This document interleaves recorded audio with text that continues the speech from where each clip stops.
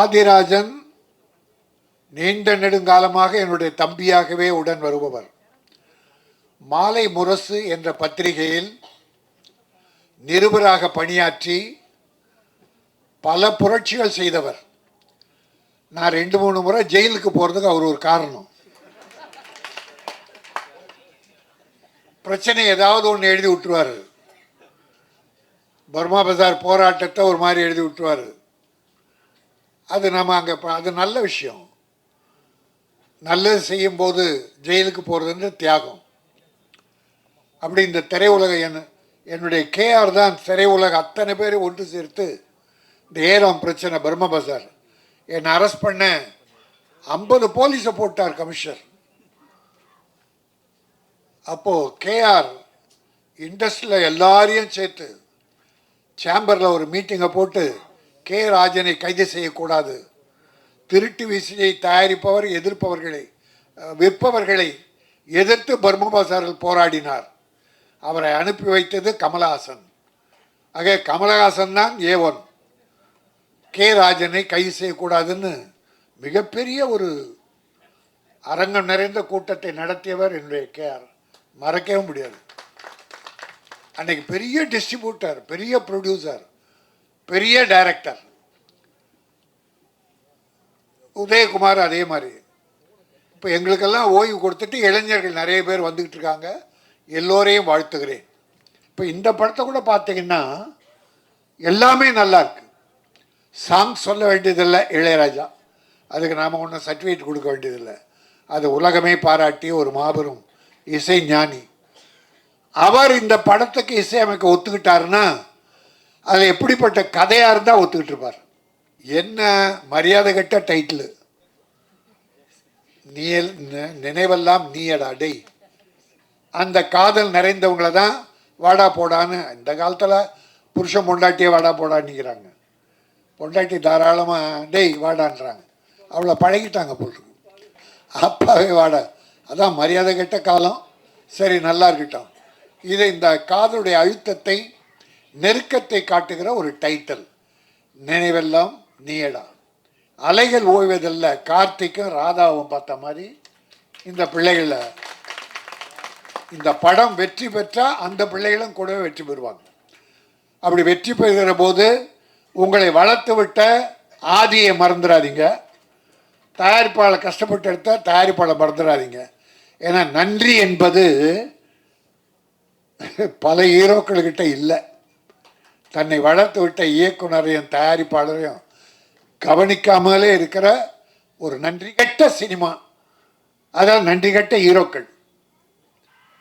நான் யாருன்னு சொல்ல, நன்றி உள்ளவங்களை பாராட்டுறேன், நன்றி இல்லாதவங்களை வருத்தப்படுறேன்.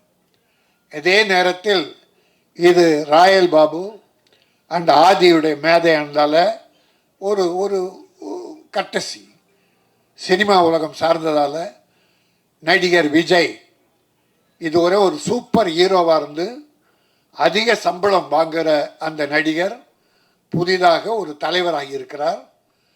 தமிழக வெற்றி கழகம் துவங்கி இருக்கிறார்.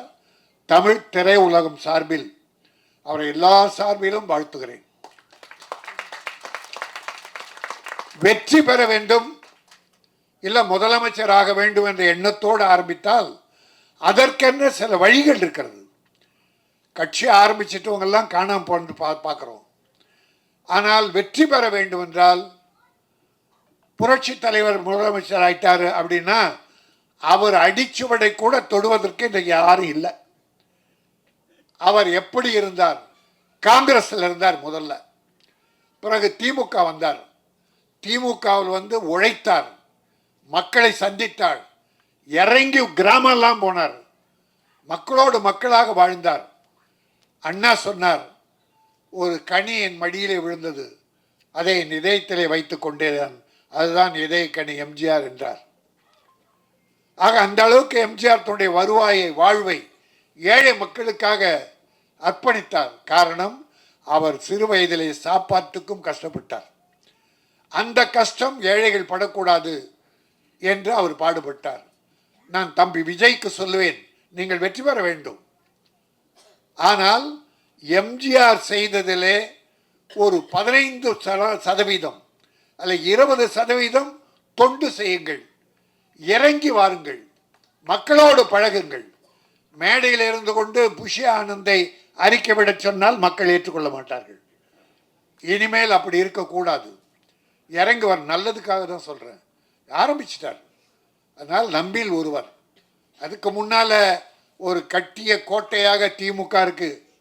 இன்னைக்கு தாய்மார்களுக்கெல்லாம் ஏராளமாக நல உதவிகள் பண்ணிக்கிட்டு இருக்காரு. நல்ல காரியம் பண்ணியிருக்கார். தொழில் அதிபர்களை ஈர்ப்பதற்காக முதலீட்டை இருக்க பிரான்ஸில் இருக்கார். இப்போ கோவாவில் துபாய் போனார். அப்படி ஒரு முதலமைச்சர் இருக்கார். அதிமுக ஒரு கட்சியும் சிறப்பாக நடத்தினார்கள். யாரையும் குறை சொல்ல முடியாது. பாரதிய ஜனதா என்று வளர துடிக்கிறது. அருமை சகோதரர் திருமாவளவன் ஒரு நல்ல தலைவர். வைகோ, சீமான், கம்யூனிஸ்டுகள் அற்புதமான கட்சிகள். காங்கிரஸ், இவ்வளோ கட்சிகள் இருக்கு. நீண்ட நெடுங்கால வரலாறு படுத்த கட்சி. இதுக்கிடையில் விஜய் ஆரம்பிச்சிருக்கீங்க. தப்பில்லை. இனிமேல் நீங்கள் எப்படி நடந்து கொள்ளப் போகிறீர்கள், என்ன கொள்கை வகுக்க போகிறீர்கள், மக்களிடத்தை அதை எப்படி சேர்க்க போகிறீர்கள் என்பதை வைத்து மக்களின் ஆதரவை பெருகினால் நீங்கள் வெற்றி பெறுவீர்கள். எல்லாம் உங்கள் கையில் தான் இனிமேல் இருக்குது. யாரையும் நம்பி விட்டுறாதீங்க. நேரடியாக வாங்க. தலைவர் காமராஜ், அம்பேத்கர், பெரியாரை படியுங்கள் என்று ஒரு அறிக்கை சொன்னீர்கள். நான் இன்னொன்றும் உங்களுக்கு சொல்லுகிறேன். பேரறிஞர் அண்ணாவை படியுங்கள், டாக்டர் கலைஞரை படியுங்கள், புரட்சி தலைவர் எம்ஜிஆரை படியுங்கள். இதையும் சேர்த்து படியுங்க. மிகச்சிறந்த தலைவராக வரலாம். எல்லோர் சார்பிலும் நம்ம யாரும் கான்ட்ரவர்சியாக பேசலை. வந்துட்டார். நம்மில் சினிமா உலகை சார்ந்தவர். அவர் நல்ல சக்ஸஸ் ஆகணும். ஆனால் நல்ல அறிவாளித்தனமாக என்ன பண்ணியிருக்காரு, ஒரு தடவை திருநெல்வேலி போய் வெள்ளத்தால் பாதிக்கப்பட்டவர்கள் நேரடியாக கொடுத்துருக்காரு. குட், நல்ல விஷயம்.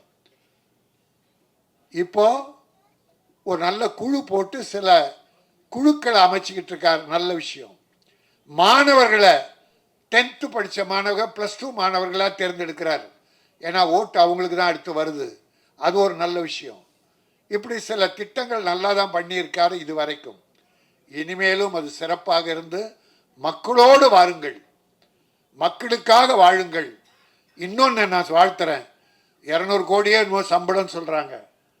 இனி நான் படம் நடிக்க மாட்டேன், 2 படத்தோடு முடிச்சேன் என்றார். அப்போ 200 கோடியை திறந்துடுறார். அப்போ மக்களுக்காக இறங்கிட்டாருன்னு அர்த்தம். இன்னொரு தலைவர் இருக்கிறார் திமுகவில், உதயநிதி ஸ்டாலின். இன்றைய மக்களோடு மக்களாக அந்த தம்பி போயிட்டு இருக்கார். ஆக அவருக்கு எப்படி போட்டி தரப்போகிறோம் என்பதெல்லாம் நினைத்து நல்ல மாதிரியா மக்களோடு பழகுங்கள், மக்களுக்காக வாழுங்கள். மதம் இதெல்லாம் வேணாம். நமக்கு எல்லா மக்களும் நம் மக்கள் என்று எம்ஜிஆரை வழியாக சிலவற்றை தேர்ந்து செய்தாலே ஒரு வெற்றிக்கு உண்டு. இன்னும் நல்ல விஷயம், 24 போட்டி கிடையாதுன்ட்டார், 26. அப்போ பயிற்சி உங்கள் தொண்டர்களுக்கு கம்யூனிஸ்டுக்காரங்க மாதிரி பயிற்சி கொடுங்க. கள்ள ஓட்டு போடுறதுக்கு ஒரு பெரிய பயிற்சி வேணும் சார். அரசியலுக்கு வந்துட்டால் அந்த அளவுக்கு மிகச் சிறப்பாக நடத்தி வெற்றி காண்பது உங்களிடம்தான் இருக்கிறது, மக்களிடம் இருக்கிறது என்பதை சொல்லி இந்த மேடையிலே வாழ்த்ததற்கு நான் பயன்படுத்தி கொண்டதற்காக ராயல் பாபுவும் என்னுடைய ஆதியும் நன்றி தெரிவித்து, வாழ்த்த வந்திருக்கிற பெரியோர்களே நீங்கள் வாழ்க, வாழ்த்த அமர்ந்திருக்கிற நல்லோரே நீங்களும் வாழ்க, எல்லோரும் நீடூழி வாழ்க, வளம் பெற்று வாழ்க, நலம் பெற்று வாழ்க, பொருள் பெற்று வாழ்க, நல்ல புகழ் பெற்று வாழ்க. நன்றி, வணக்கம்.